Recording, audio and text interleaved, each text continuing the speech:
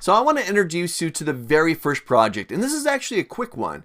We're going to get familiar with working with the Excel macro recorder. And here's what we're going to do. So I've got an example file open. It's called Insert and Formatting Text. It's a file that you can grab and you can download and you can work along with me. So make sure you do grab that. Now, I've already completed the macros inside of my example right here. You open up the file, you're not going to have any code, you're not going to have any macros in there. But I want to show you what you're about to do. So East Records, I got a block of data here. It's nothing big, but I got a block of data. And it's got some headers up there.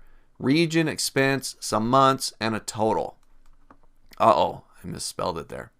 Well, I want to be able to automate placing those headers. Because perhaps every week I get new data in. It's the same structure, it's the same type of data, but every time I import that data into Excel, it doesn't have the headers and it's not formatted. Well, you can create a macro to do this for you.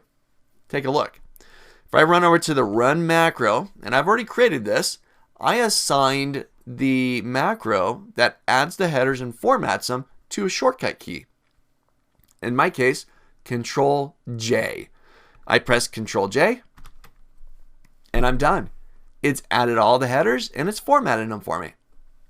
Or maybe, perhaps even better yet, if I go to Run with Button, I've got a button now here. When I click the button, it performs the actions. One button press. And I've now automated my experience. And you're going to see just how quick this is. Just how efficient you can be and save time and money all by automating your experience inside of Excel with the Excel macro recorder. So this is going to be our first project. Jump into the next video and we'll start creating this.